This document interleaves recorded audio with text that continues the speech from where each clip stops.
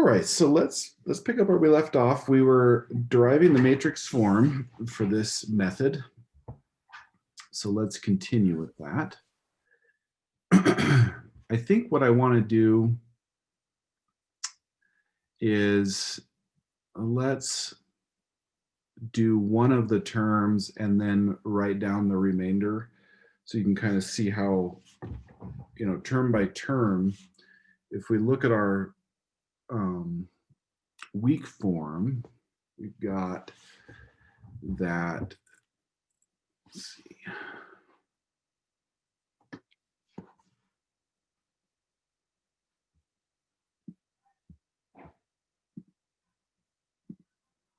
Okay, so we've got our weak form. It looks like the following.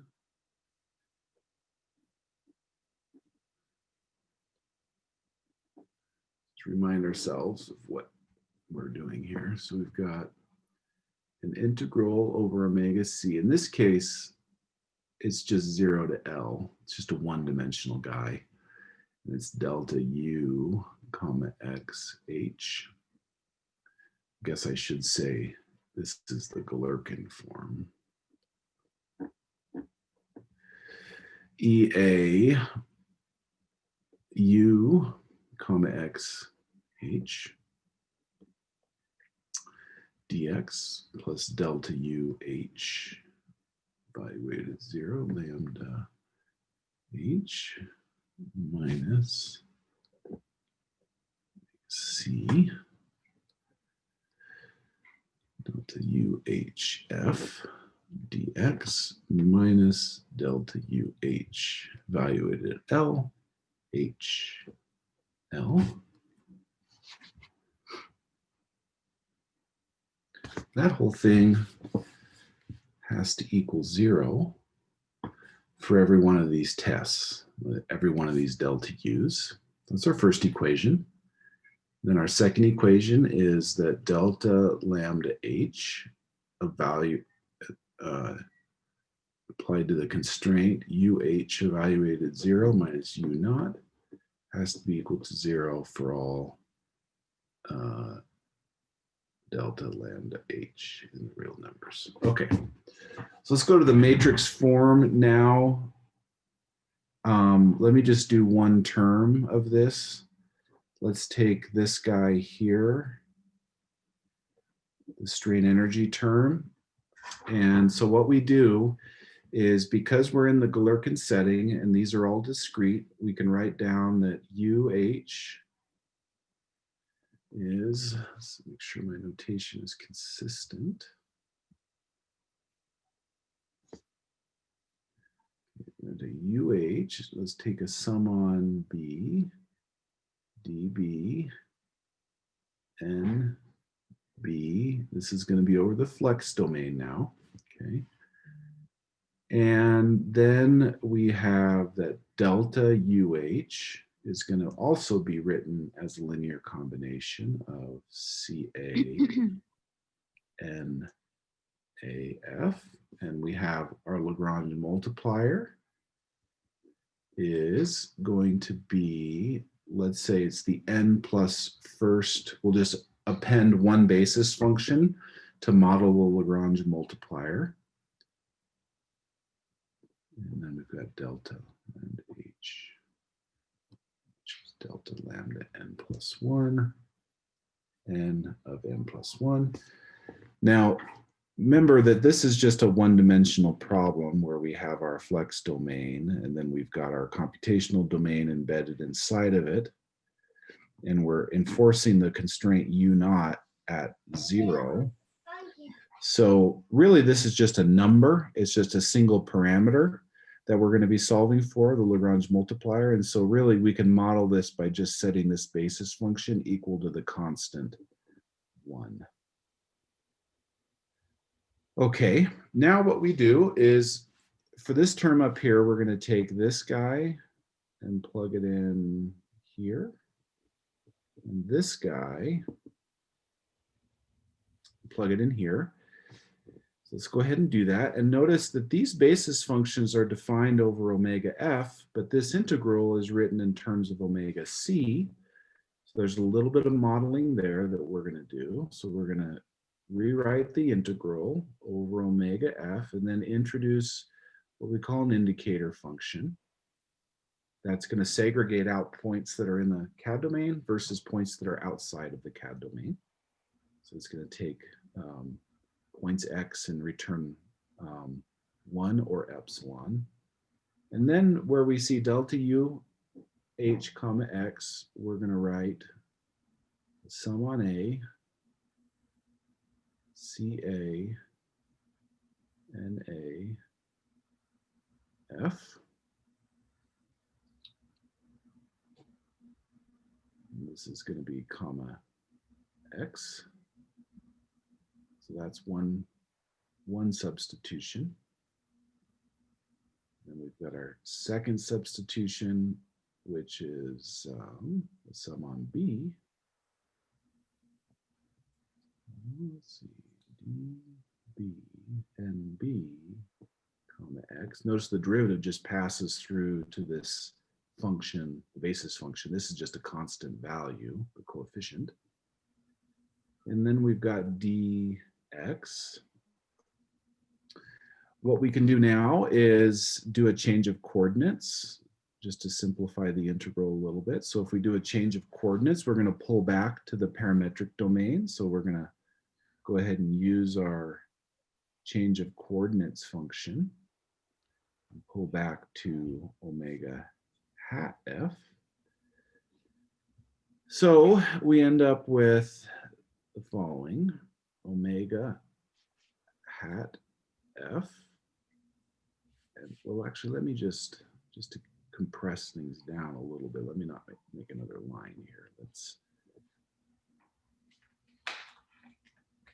So this is omega hat f, and then this differential needs to become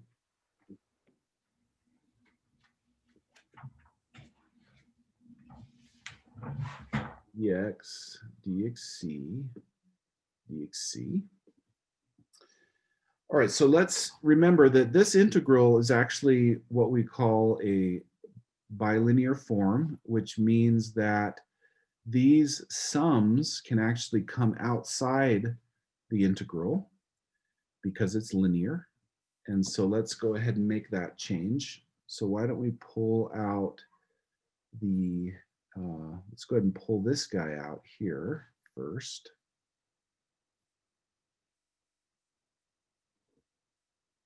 Take this guy and we'll pull him out. So the sum on A, CA.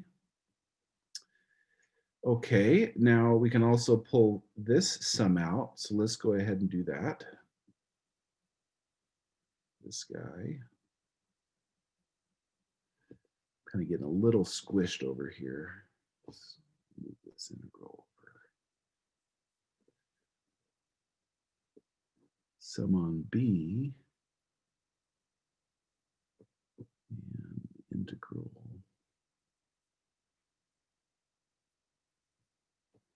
Let's put the dB over here, and it'll become clear why I'm doing that in a minute.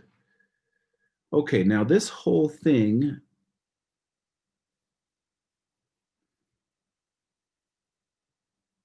has to equal 0 for all possible coefficients CA in the reals.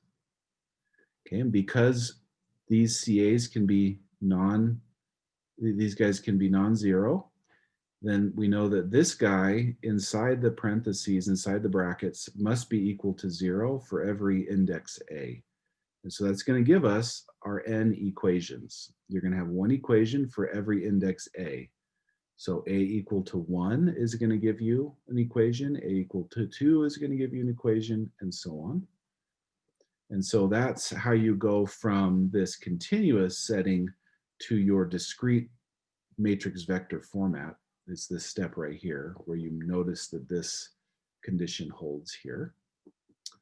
So what we do is we simply erase this sum, these brackets,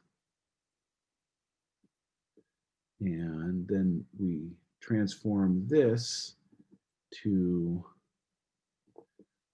comma A equals 1 to n. So now we have n equations.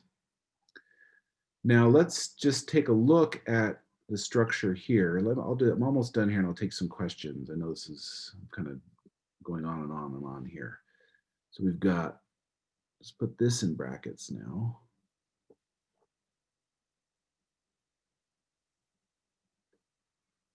Okay. So now what you should see is that what's actually popping out here is a matrix times a vector. If you look at this sum, we have n equations. So let's take a equal to 1, for example. Okay, so the first equation, this thing is going to become a 1. And then we sum over b. So this is actually an inner product of the 8th row and all of the unknown coefficients db. So this is going to be, the sum is going to be b equal 1 to n, where these now are going to run from 1 to n. And so so you get this inner product of this guy, this matrix vector product of this matrix times the d vector. So what we often do is, let me move this.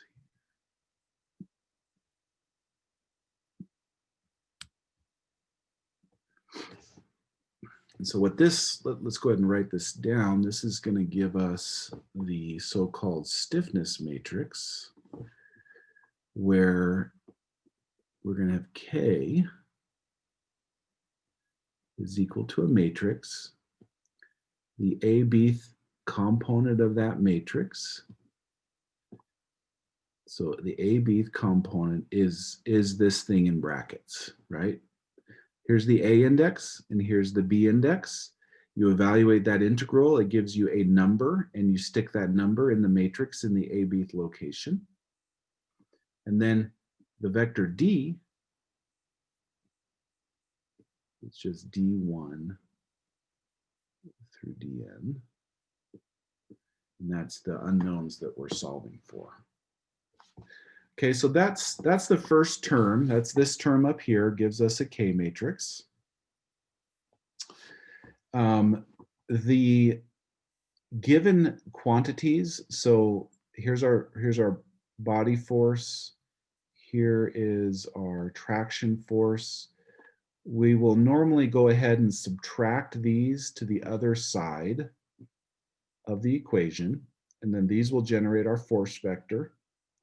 And then we have the equations coming from our Lagrange multiplier. So let me put that all together, and then I'll pause for questions. So what we end up with is a matrix, a block matrix that looks like this.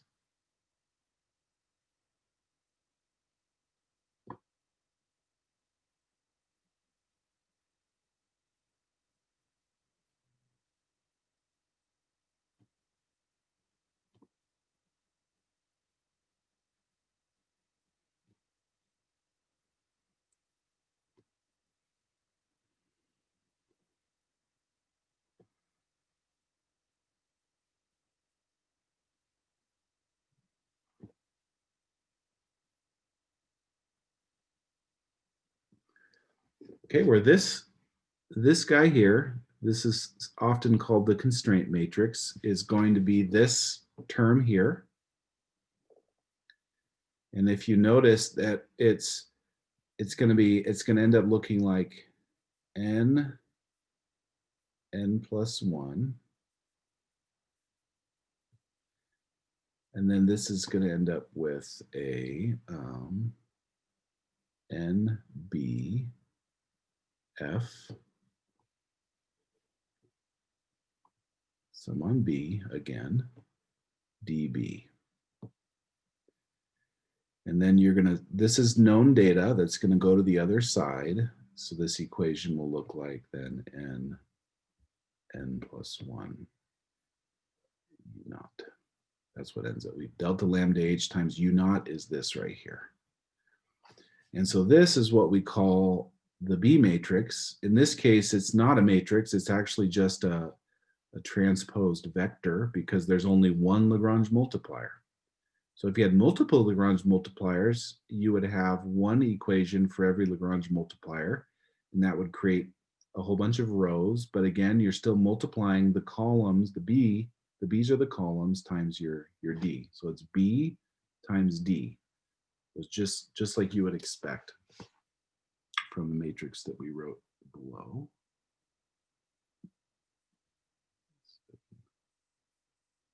Zoom puts things all over the screen. It's so obnoxious. Always in the wrong place. Okay, so that's the basic idea where when you go from the Galerkin to the matrix form, you plug in your discrete expressions for your trial solutions and your test functions, and you go ahead and segregate out the unknowns into a matrix vector format. And this is what the matrix vector format looks like in this case. Okay, that was a lot. So let me pause and take any questions before we move on, if there is any. Could you just say again what the K was? This is called the stiffness matrix, and it is equivalent to the entries of K are coming from the things in the brackets here. It's the evaluation of these integrals.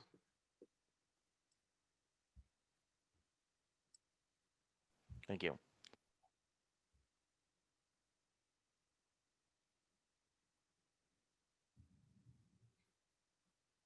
Okay. Any other questions? It's hard for me to believe there's only one question on this. So everybody's got it. For me, it's just so much to take in that I can't come up with a question. So Okay.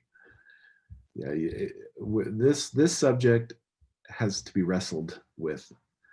Yeah, it's hard to get much from lectures sometimes. Okay, so Dr. Scott, I have a quick question. Yep.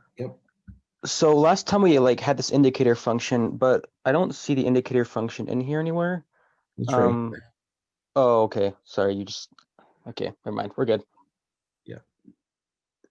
So this indicator function is basically segregating points. So as you go through the integral, you plug in the value of x, and if it's inside omega c, then this evaluates to a 1. Otherwise, it evaluates to a very small, theoretically it evaluates to 0, but we set a very small parameter to regularize it, so we don't get too poorly conditioned stiffness matrices. So have we not left because you're saying you're at omega hat f in this right here. Yep. So have we already applied the I don't remember what we called it, like conversion? The change of coordinates? The change of coordinates. Yes, I've already pulled it back. That was one of the first steps that I took. Was I originally wrote down the actual integral in physical coordinates in terms of the geometry omega c, and then I did a change of coordinates to this parametric domain, and then took it from there.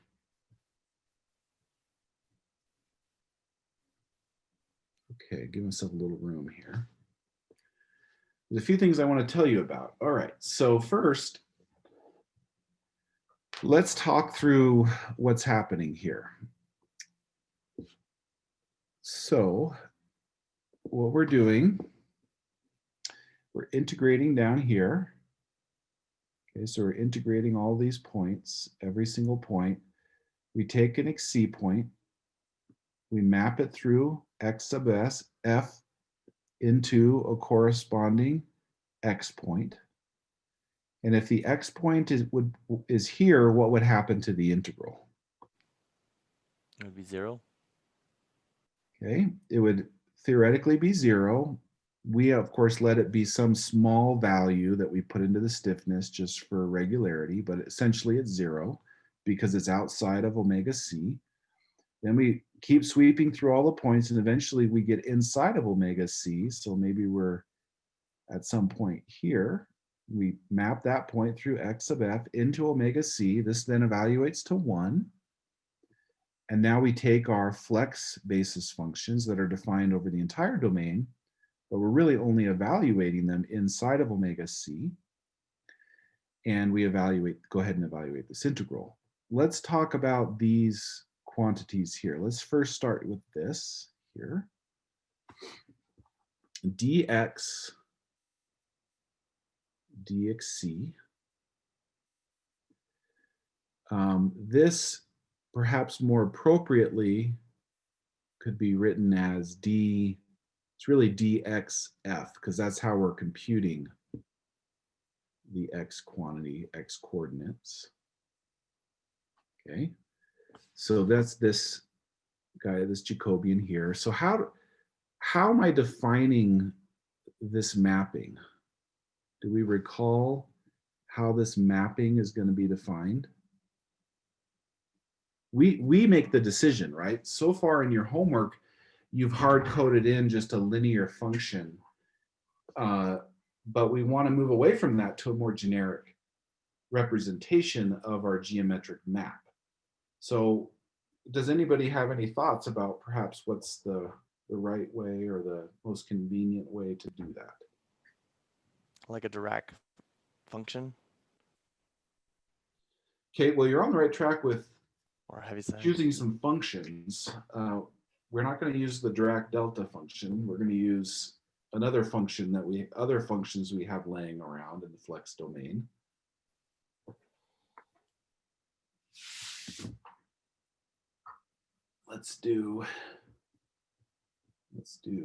Why don't we just do this? X of f is equal to the sum of coefficients times our flex basis in the parametric domain. Why don't we define it that way? Why don't we just define our geometry as a linear combination of, these are called nodes, or in the CAD world, they'd be called control points. We choose some points, some x values. We multiply them by our basis defined in the parametric flex domain, and we allow that to be our geometry.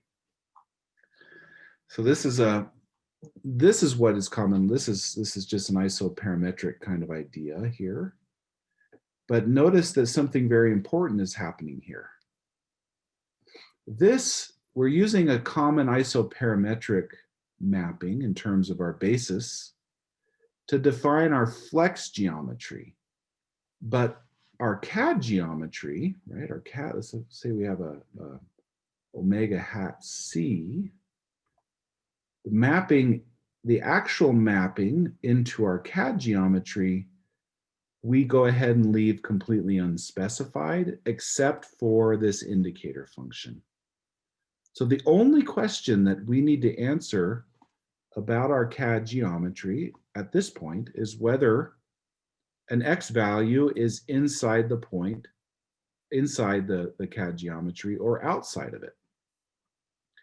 So this is a very strong and important decoupling of geometries. We essentially have a flex geometry defined through this mapping that we control, and a CAD mapping that we don't know very much about, and it could be a total disaster, a total mess, and not suitable for simulation. But as long as it can answer this one question here about point inclusion in inside-outside test, we can go ahead and use any CAD geometry we would like, or any geometry description whatsoever in this formulation. And so this is kind of, when we use the term isogeometric, and we put it in quotes, meaning it's just kind of off the cuff, you could make an argument that this is kind of an isogeometric method because of this decoupling of the geometry, and we can use the exact geometry without transforming it in the simulation. Okay, so let's see. Right, so let's let's just step back for a moment and just examine this mapping here, because I taught this enough to know that even though everybody is quiet, there's, like Rebecca said, well, you might be so kind of, it's so new you don't even know what to ask. So let me dive into some of the basic details here.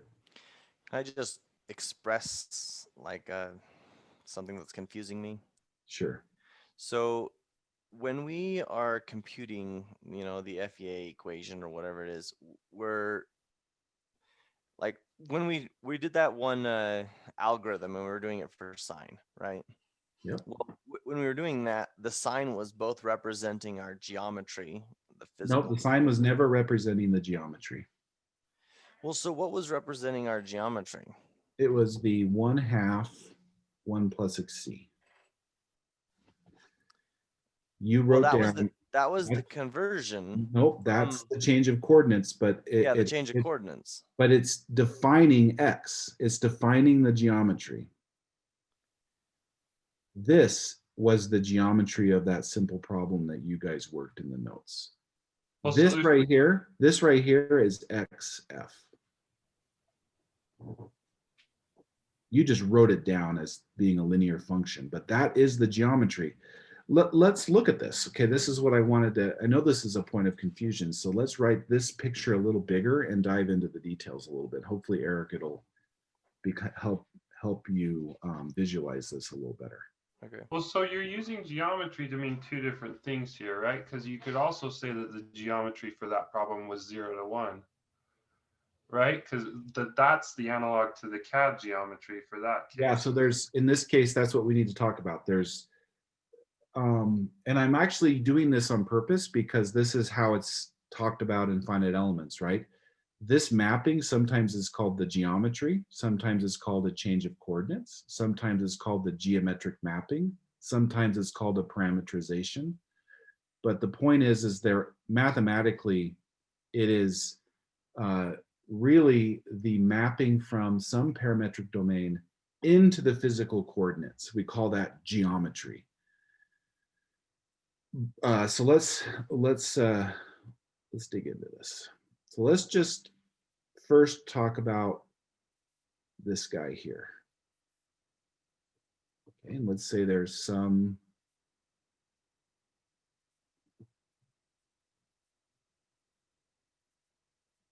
sorry.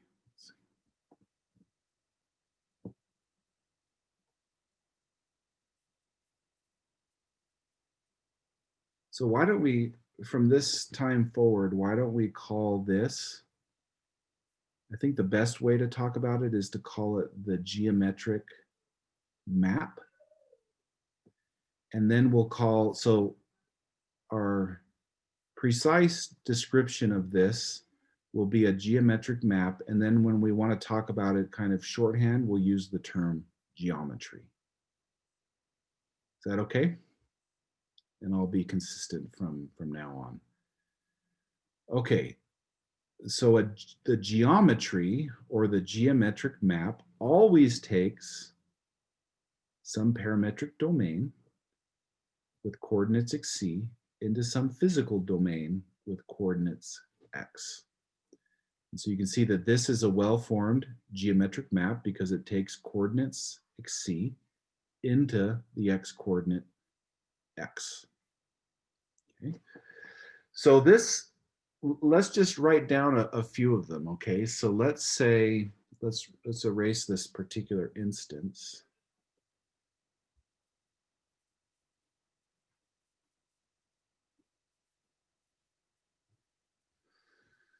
Now, the point I'm trying to make that I find, I know it was for me, it was difficult, and I've seen it to be difficult for other students as well when they learn this subject, is I write this arrow, and this symbol here, this is our geometric map. And now we can define it to be anything we want, right? I mean, there will be some conditions on that map that I want to discuss later, but for now, let's just use our imagination and kind of visualize what this map does. Let's say, just for fun, that this domain goes from 0 to 1.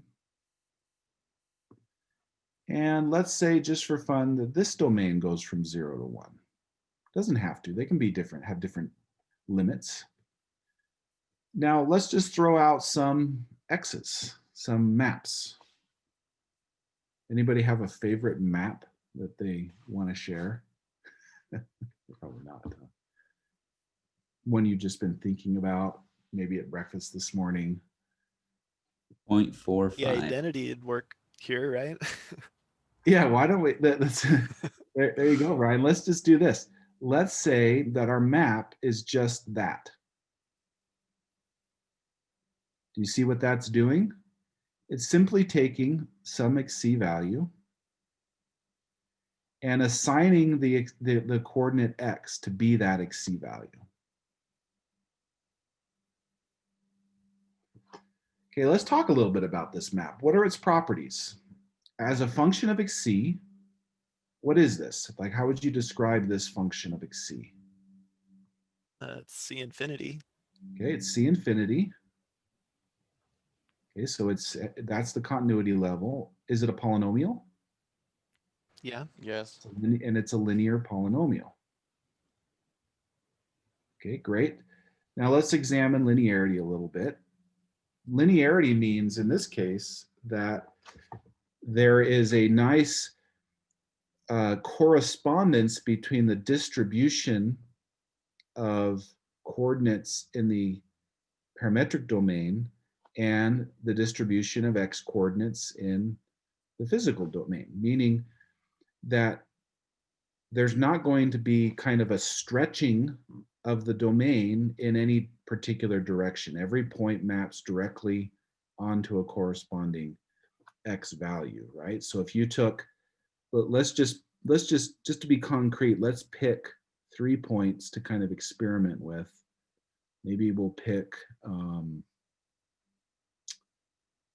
yeah, let's go ahead and make these a little more concrete here. So let's call this guy maybe, I don't know, 1/4. Let's call this guy 1/2. Let's call this guy 3/4. And let's just kind of watch how these points are mapped into the physical coordinates. And this tells you a lot, because this mapping is very important in everything that we've been doing. So understanding its behavior is critical to understanding actually what our method is doing. So if xf is equal to xc, then we know that x0, let me go ahead and erase this. Let's see, we've got,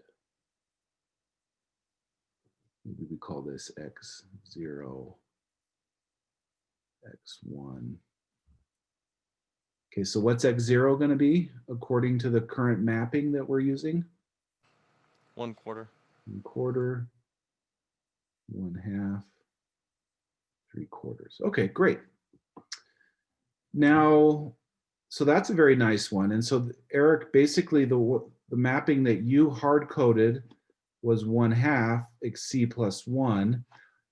It's nothing more than this mapping with a couple of constants to allow the endpoints to not be equal. Does that make sense? Like you can go from -1 to 1 with this guy, but it's still a linear polynomial. So it has this nice distribution property where the structure of the parametric space is preserved in a linear way through the mapping x. So that's nice. Maybe we pick the next one I wanted to look at just really quickly here was one we did before. Let's say it's like xc cubed. All right, so it's still C infinity, but now it's a cubic polynomial. And so let's go and move our points around accordingly.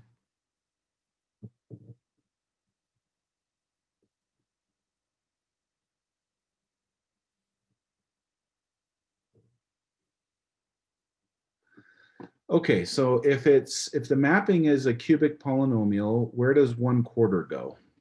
What does it map to? 0.016. So it's 4 cubed, right? So it's 1/64.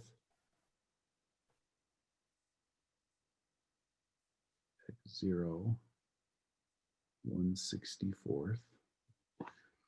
And then this goes to 1/8, right? Which is maybe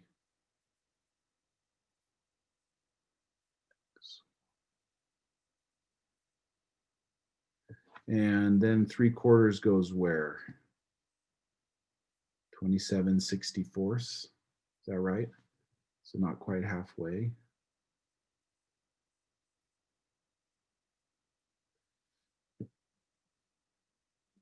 Okay, so you can see that the distribution of points is following the shape of your parametrization. Okay, so now why is this relevant? Like why do we care about this?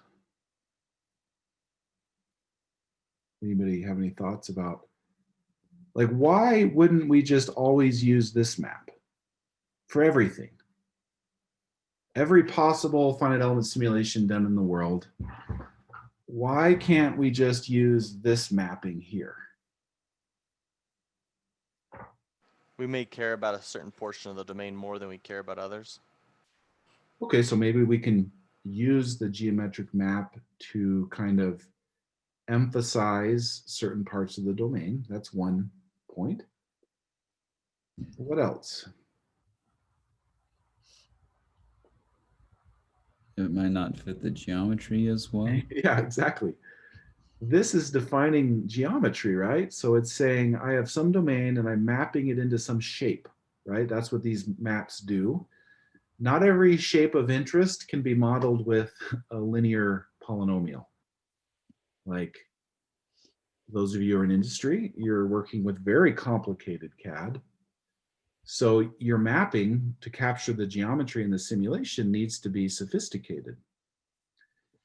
So the most common kind of pragmatic approach to this problem is, rather than using these extremely simple functions, which really they're really just academic exercises to give you some idea of how this works, we're going to use this idea up here, okay, where we take a linear combination of our basis functions times nodal values, which are defined up here.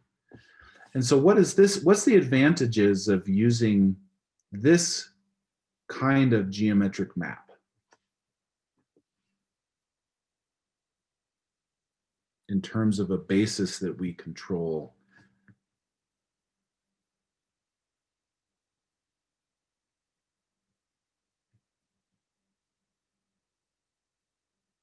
Simplifies the function, right? Yeah, so it standardizes things, right? It means that as soon as you define your finite element basis in the parametric domain, then all that's left to define the geometry for your problem is to select the nodes. That's nice. That's kind of a nice, that's like a machine, right? It's not like you're guessing or picking. You're just picking an approach that you use in every case.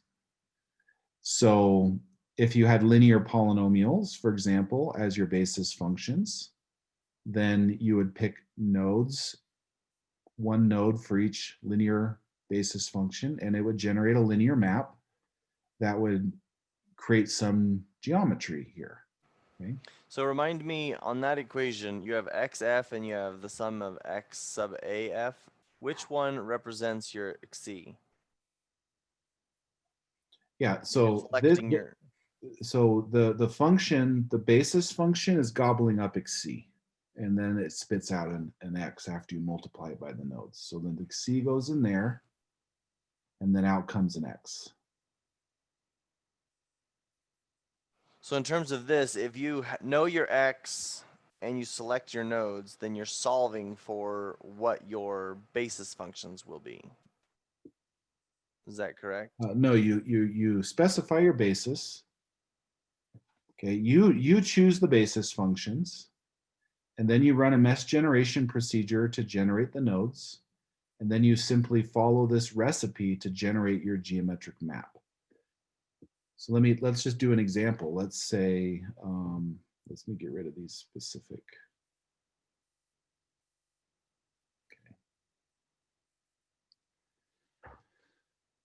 Okay.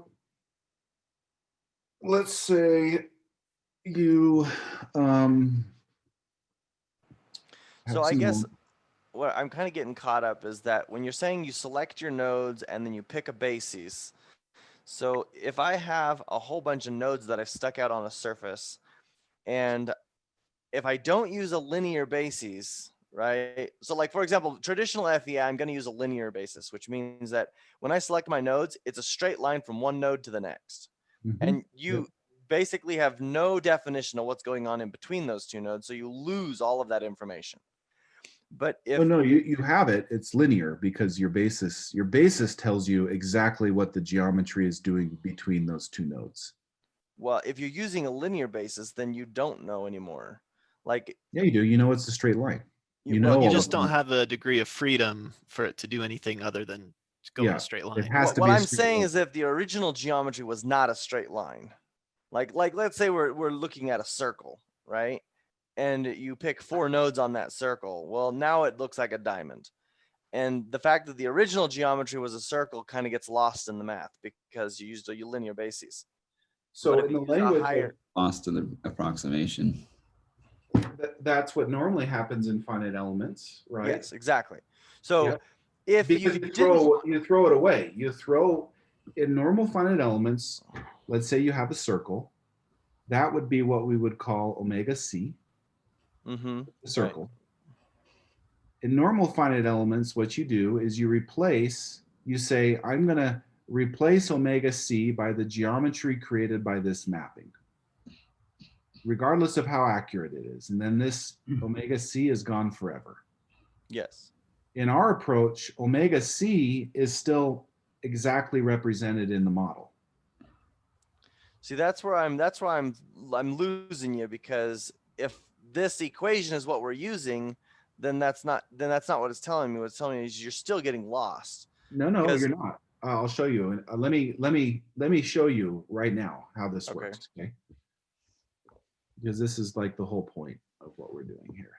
So let's add a little more here. So let's say we have our geometry. Let's say our circle is a line in this case. Okay, here's our geometry. Here's omega c. Okay, so there is some mapping, let's say, somewhere. We just don't have it, or we don't know it, or we don't like it, one or the other. Usually it's just so poorly defined that we can't use it for simulation. So let's say so this is our CAD, this is Eric's circle. He says, well, we lose the geometry in this method. So let's talk through why we do not lose the geometry in this method. We define some overlay flex geometry on top of omega c. We know omega c. In other words, I know if a point is inside of omega c, I know it.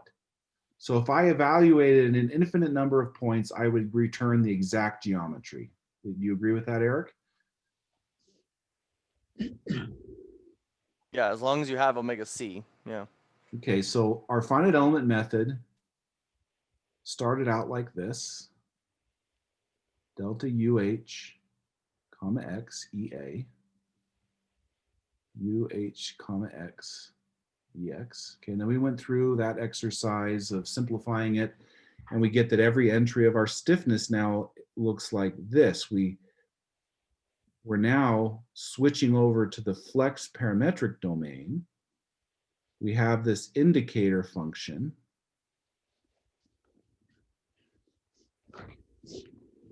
N A hat F, comma comma x EA n b hat f comma x dx f dxc dxc.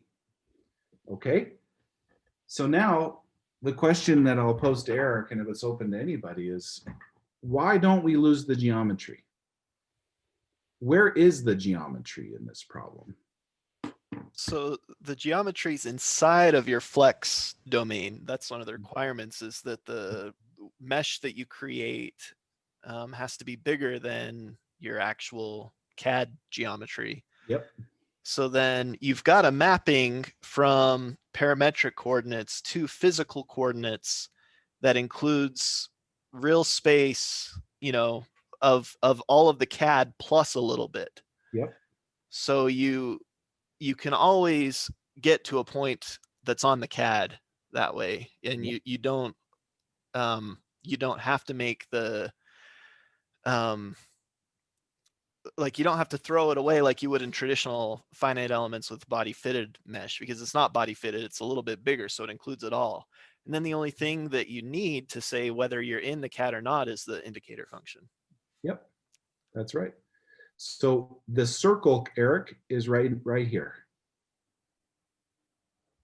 That's where that's where the geometry. See, we don't need. Notice what we've done. We say we don't like the CAD parametrization, like the mapping, but we know where the CAD resides in physical space. Like we know what the actual geometry, all the points that are inside the CAD, right? That's what you see on a computer screen, for example, the points. Yeah. Okay. So what we do is we say, well, I either don't know this or I don't like it. So why don't I overlay another geometry that I do like on top of it and that I control? And then notice that everything in here, this is actually with respect to x, big XF, right? These derivatives. So everything that has like either a differential with respect to one of the geometric all the mapping information, now we've swapped out this guy for this guy. And then we solve the problem in this more generic format. So we've decoupled the CAD geometry from the mappings that we're using to compute quantities. So we may have a basis. Let's say we have a basis, right? Here's our flex basis. I don't know, maybe it looks like this, something, whatever, I don't know. Okay. We're still solving our physical problem over omega c. But the functions that we're using, these NAs, are the restriction of the flex basis functions to omega c, right? Because if it's outside of omega c, it's 0, right? So we don't even see the functions. So we take these functions here as our basis, which is perfectly acceptable, right? This is a perfectly acceptable set of functions that you can approximate a solution with over omega c. The parametrization of those functions, though, we control through this mapping. And this mapping is much more generic than x sub c because it can totally subsume the geometry, and we can make it as simple as we want, right? Or as complicated as we want. And that's the whole point. With splines, you can chop functions off like this and still get good behavior, good, accurate, converged solutions with these independent geometry parametrizations. Okay, so that's the whole idea behind this thing we're calling the flex representation method, is this idea that we decouple, which isn't new, but the way that we decouple, this right here is the new thing, right? Because normally these immersive techniques, they still specify these to be very simple functions. And we're not doing that. We're actually writing our flex parametrization in terms of a higher order spline basis. And that's what's new here, is this is the key to making it completely general and flexible and applicable to very complicated geometries and still preserving So this is really this is the big point right here, is that this is what we choose to do. Those NAFs are the portions that you just are those Yeah. those bases, that new basis that you just chunked out, Yep. and the X's And are then gonna these be- guys, these are just nodes. So you just pick some points, right, along in the domain, in the flex domain. So this would be like x1, x2, and so on. Multiply it times your basis defined down here, and that generates the parametrization or the flex geometry over which you solve the problem. Okay, so those NAs with the F superscript aren't limited to just inside the box. Oh no, you define them on the flex domain, but we solve them as if they were restricted to the CAD domain through the indicator function. Yeah, okay. Okay, so this has significant implications. The fact that this isn't a simple function is what differentiates the flex representation method from every other immersed method that I'm aware of. And we'll talk a little bit about the implications next time in terms of moving between these domains, because we have a few more terms. We've just really talked about the stiffness, but I want to talk a little bit about how we handle boundary conditions and other quantities using these maps, and that will complete the picture for this method. So the answer to this might just be for another time, or I can call in another time to not interrupt the class, but I still am a little hung up in how if you have picked your points with XA and you arbitrarily pick some bases, if you don't fit that function to your geometry using some sort of, fitting Yeah. algorithm, You don't how have to- does it then know what the original geometry actually looks like? The indicator function, this function right, But the indicator function is just a series of points. it says every point that's inside the domain. Well, then So- you would have to have a function that is just as complicated as your original omega c, but we said we didn't like that. So if you're trying to simplify omega c by points, instead of having a continuous function, No, then here's the thing, Eric, is that the indicator function is just a function of x. It's not a function of any parametric coordinate. So all I need to know is the positioning of the geometry in physical coordinates. I don't need to know anything about the parametrization of that geometry. That's the key. Because I'm using a different parametric domain. I'm parametrizing my solution in terms of a different parametric domain than I am the geometry. So there's no such thing as fitting. The fitting actually will happen automatically through boundary conditions, and you'll see it a little bit more next time. But yeah, I mean, it is not. It's just a generalization of standard. What you describe right there, Eric, is what we call isoparametric finite elements, where we say, okay, I want a parametrization of the geometry. I'm going to simply set it equal to x sub f.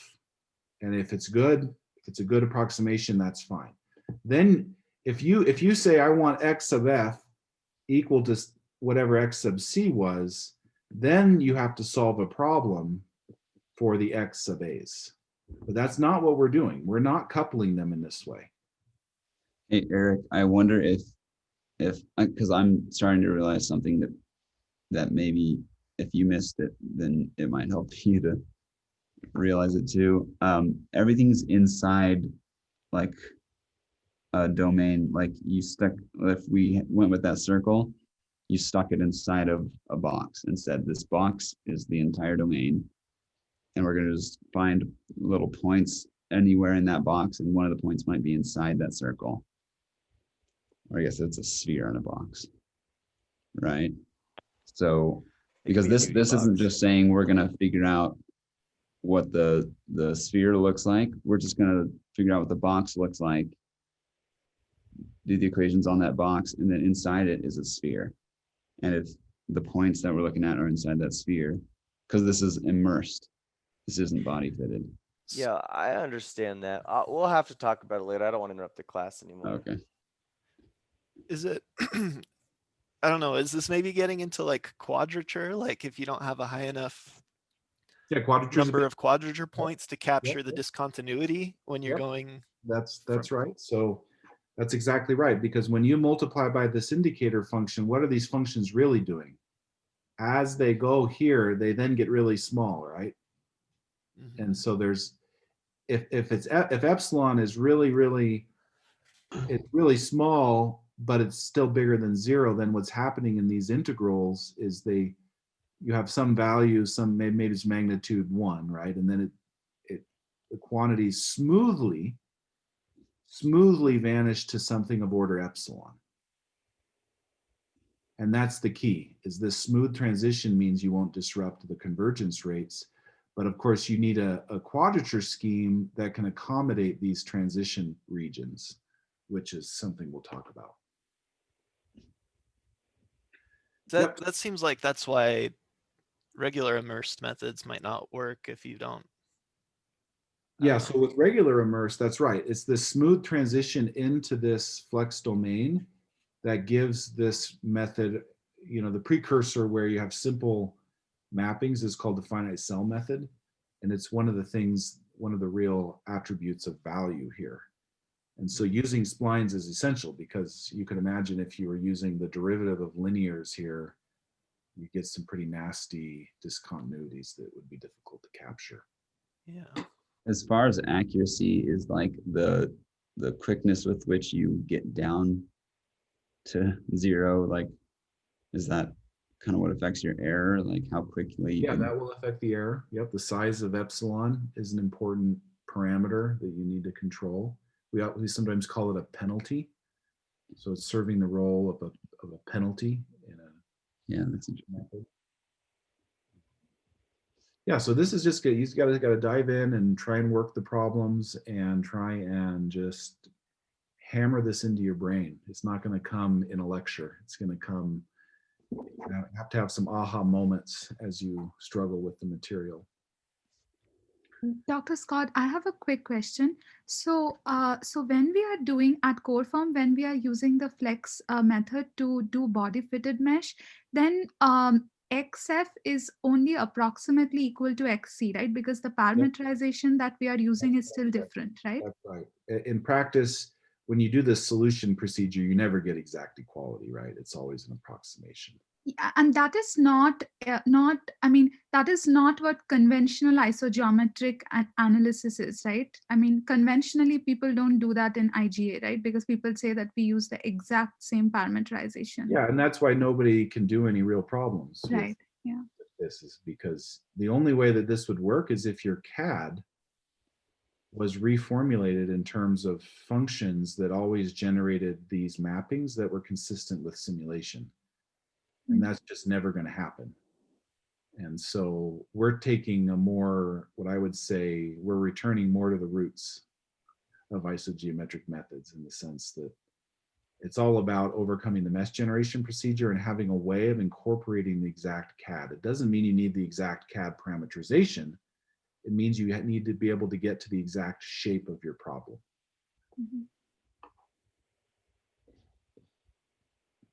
Yeah, and this is the way the whole field is moving. So it's not just me like coming up. I mean, this is built on, obviously a huge body of research that over time there's these trends that emerge, right, as best practices, and this incorporates a lot of those as well. Mike? Yep. When doing your flex domain, why are use splines necessary? Why couldn't you use Okay, that's a great question.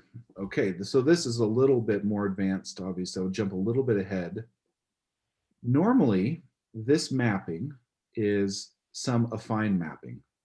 So in traditional immerse techniques, we get rid of this and we replace it essentially with what Eric described at the beginning, some function. No, it's some function of some.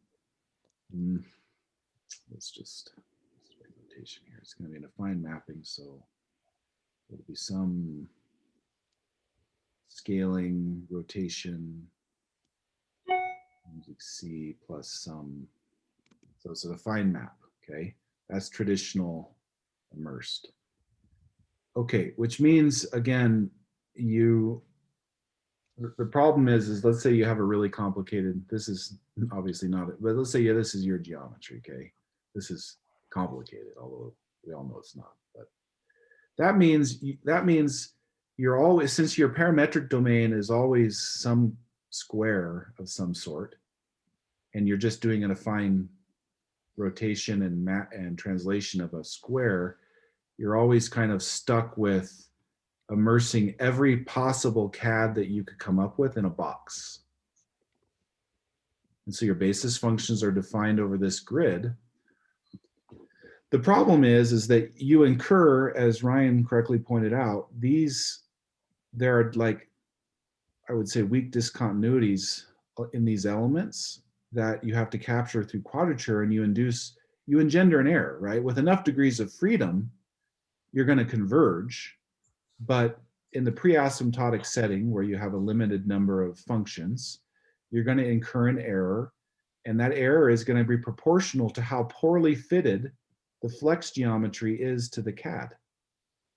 But if the flex geometry can only be an affine mapping, then that kind of means you're stuck with regards to the error that you engender. It's always going to be this case.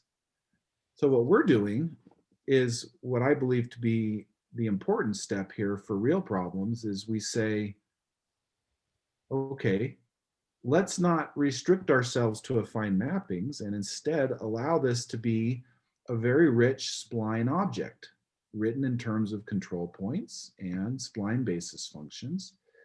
But now the basis functions that we use, namely U-splines, which we haven't talked about, are general enough that we can create, like, if let's say there's a whole bunch of little holes in here, we can create an overlay grid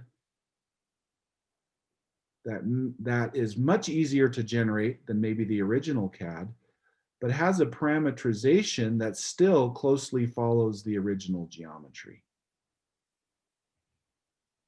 And so that allows us to immediately make methods that are very competitive with body fitted splines, but much easier to go through the model building process, because now we have this much richer space. And U-splines are the only spline technology that allows us to build really high order, smooth, unstructured, volume, surface splines over CAD. So it's really the only game in town right now that we can do this with, right? Because normally higher order smooth splines are always just mappings of boxes, In the limiting case, your affine mapping will still converge. Yes, it will still converge, but it's going to be orders of magnitude, compared to the flex methods we're going to be considering. We're talking about an order of magnitude difference in degrees of freedom required. So like, as an engineer, like, this just doesn't, I just don't like immersing things in boxes, because it's just like, you think about load paths and all those other kinds of considerations about structures, you want the parametrization or your basis functions to somehow be aware.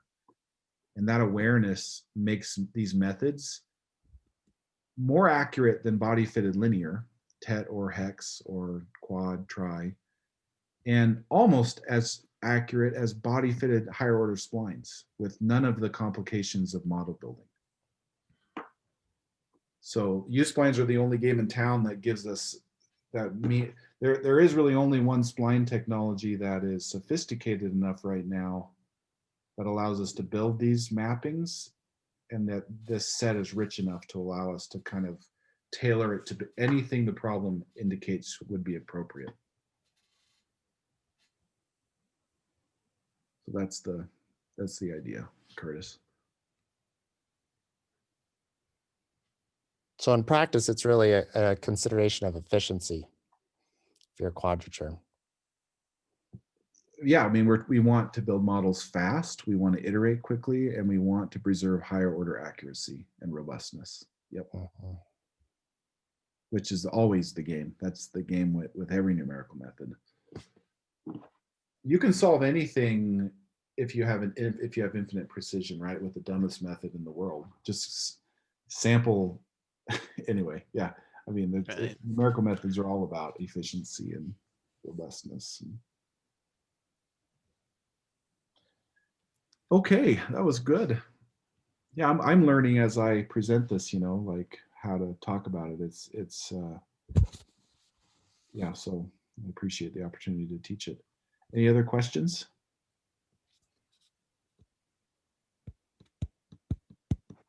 Okay, well, let's stop here. Thanks, everybody. See you on Wednesday. Thank you.